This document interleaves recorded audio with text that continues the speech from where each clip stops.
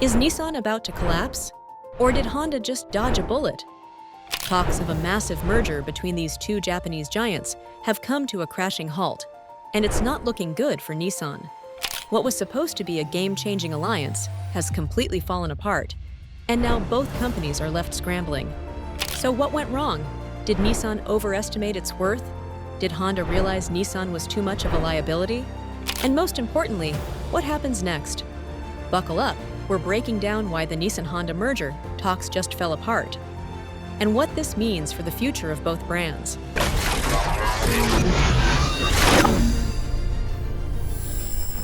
Honda Motor and Nissan Motor are expected to sign a basic merger agreement. Nissan-Honda merger talks collapse. Here's why.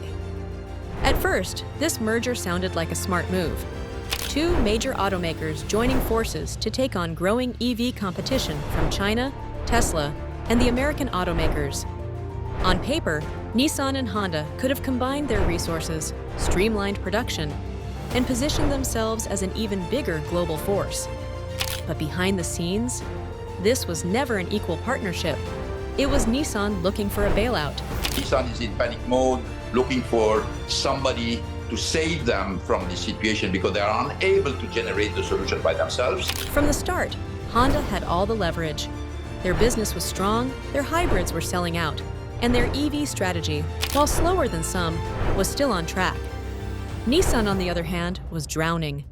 Declining sales in the US, China, and Japan. 9,000 global job cuts, with thousands of layoffs in Mississippi and Tennessee. Infiniti collapsing, with multiple models discontinued. EV delays, pushing key projects back to 2027 or later. The final nail in the coffin? Honda wanted full control. They weren't looking for an equal partner.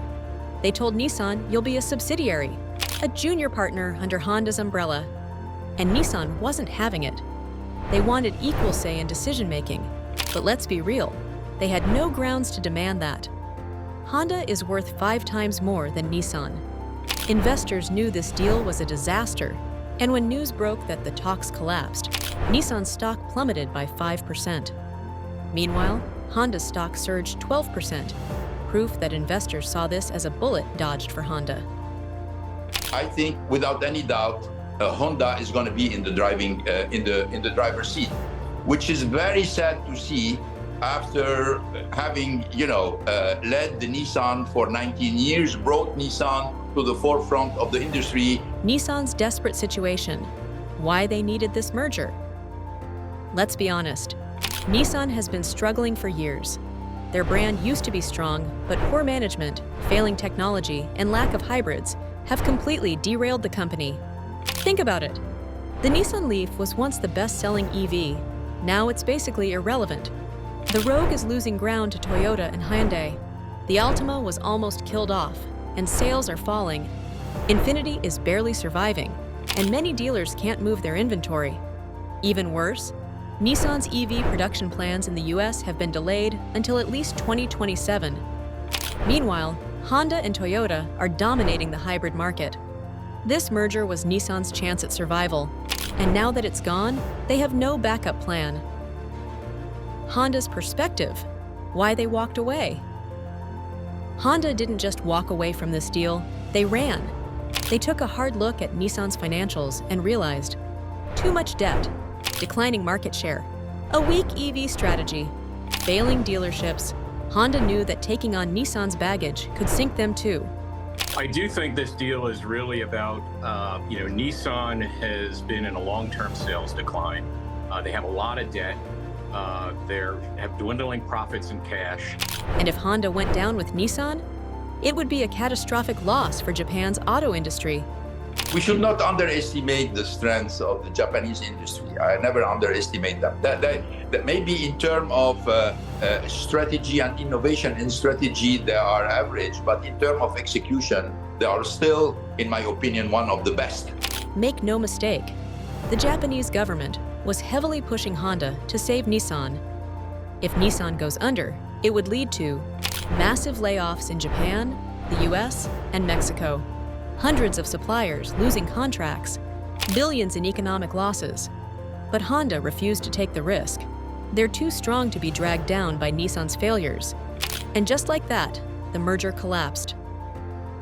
What happens now? Can Nissan survive? So where does Nissan go from here? They have a few options, but none of them look great. Fix their finances. They need to stop burning cash before it's too late. Speed up their EV strategy. Delaying production until 2027 is a death sentence. Rebuild trust. Nissan's reputation has taken a massive hit over the past decade. They might still collaborate with Honda on some EV components, but a full merger? That's officially dead. And the big question remains, can Nissan even survive the next decade? So what do you think? Was this a smart move by Honda or a massive missed opportunity? And does Nissan have any chance of turning things around? Or is this the beginning of the end for them? Drop a comment below and let me know what you think. And if you found this breakdown insightful, hit that like button, subscribe, and turn on notifications so you never miss the latest auto industry updates. Continue to see more partnerships. You're seeing it with folks like GM and Hyundai. You're seeing it with others, and I expect that to continue, but I do not expect to see a rush to mass consolidation. Big Toyota news is coming next, so stay tuned for that. We'll see you in the next video.